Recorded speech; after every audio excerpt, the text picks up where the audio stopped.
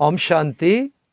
आज 20 नवंबर 2021 बाबा हमें आज सावधान करने आए हैं। हमारी कभी कभी भूल चूक होता है। बाबा कहते बच्चे तुम्हें किसी देहधारी से लेन देन नहीं करना। ये ब्राह्मणों का साथ लेन देन हमें नहीं करना है।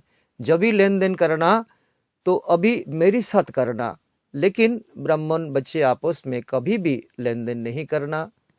बाबा ने हमें स्ट्रिक्टली मना कर दिया, क्योंकि तुम एक दो के नाम रूप में भी फंसते हो, तो ये भी बहुत बड़ा पाप है। तुम्हारा जिस्मानी प्यार किसी से नहीं होना चाहिए बच्चे, सिर्फ एक बाप के साथ ही तुम्हारा प्यार होना चाहिए। देहधारी से लटकेंगे तो अपने पैरों पर कुल्हाड़ा मारेंगे, तो जो हमें नहीं करना चाहिए। बाबा आया है 5000 वर्षों के बाद फिर से हमें पुजारी से पूज्य बनाने और वैकुंठ स्थापन करने। इसीलिए बाबा कहते अंतिम जन्म बच्चे पवित्र बनो। तो ये तुम्हें वायदा करना है, क्योंकि अब मृत्यु लोक की मुर्दाबाद होना है, अमर लोक की जिंदाबाद होना है। अभी अमर लोक की स्थापना हो रहे हैं बच्चे। मैं तुम्हारी हाथों पर बहिष्ठ लेकर के आया हो।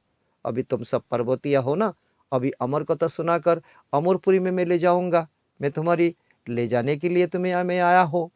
शिव बाबा अपने शोक शांति का वर्षा देते हैं, बच्चों को राजयोग सिखलाते हैं। यही आधार है। बाकी तो सभी आत्माएं हिसाब किताब चुकता कर वापिस चले जाएंगे, परम धाम में जाकर के बैठे रहेंगे। अभी पुराना दुनिया खत्म होने वाली है ना, उसके लिए ये महाभारत लड़ाई है। बॉम्ब्स बनाया हुआ है, अनेक धर्मों का विनाश होगा, एक धर्म की स्थापना होनी है। तुम बच्चों की बुद्धि में यही याद रहे, ऊंचे ते ऊंचे बाप को याद करना है हमें। तो इस याद में हम बहुत कच्चे हैं, इसीलिए हमारा जीवन में परिस्थिति आता है, तो माया का तूफान आता है। बाबा अपना अनुभव भी बताते हैं, ब्रह्मा बाबा। तो बाबा पक्का याद करने के लिए बैठते हैं, लेकिन घड़ी घड़ी भूल जाते हैं, क्योंकि बाबा का बहुत ख्यालत रहते हैं। तब तो कहा जाता जिनके मत्थे पर मामला है वो कैसे याद करे। बाबा का सारा दिन ख्यालत चलता रहता था, बहुत परिस्थिति आते थे, तो कितने बात सामने आती थी, कितना प्रॉब्लम्स को फेस करना पड़ता था। बाबा को सुबह हो बैठ करके शिव बाबा को याद करना बहुत मजा आता था। बाबा बहुत नशे में चढ़ते थे, तो वो बाबा तो सोचते थे मैं तो थोड़ा दिन बाद जाकर के कंचन का या शरीर लेकर के नया नारायण बनूंगा, मेरा नया ड्रेस होगा, मेरा एड्रेस होगा। बाबा अपना अनुभव बताती है। तो ये मुख्य बात है, बाप का परिचय देना है। जो हमें तो सभा में जाना है, प्यार से सभा करना है, और कोई भी बात कोई बोले तो उसको उत्तर दो। तो देखो ज्यादा बातों में तुम्हें नहीं जाना है, इसमें कोई फायदा नहीं। एक बाप को याद करने से हम पतित से पावन बनेंगे। तुम परिचय देते हो एक उच्च बाप को, उच्च बाप का हमें वर्षा मिलने वाला है, तो हमें बाबा विश्व का मालिक बनाएंगे। तो बाबा सिर्फ कहते हैं बच्चे निरंतर मुझे याद करो, इसके अलावा और कुछ करना नहीं है। और सबको बाबा का मैसेज देते चलो। क्राइस्ट की प्यार करते हैं कोई तो कहो, उनको कहो क्राइस्ट तो सबका फादर नहीं है।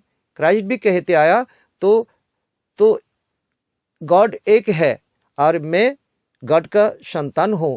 तो जिसको ही आत्मा पुकारती है वो गॉड फादर। तो क्राइस्ट उनका सन हो गया ना।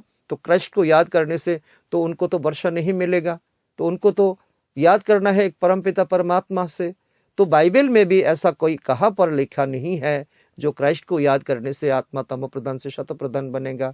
तो एक गीता में ही है, मामे कम याद करो, जो जन्म में नहीं आता, जो जिसका मृत्यु नहीं होता, वो मातृगर्भ में नहीं आता, वो खाते नहीं पीते नहीं का, तो वो कर्म नहीं करते, तो पाप भी नहीं करते, तो जो भोगना पड़ता है।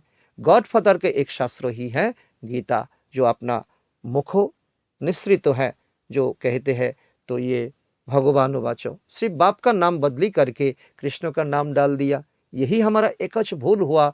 तो जिस भूल के कारण हम भोगते आए हैं, तो उचित उच्च बाप है, वही सुख शांति का वर्षा देता है।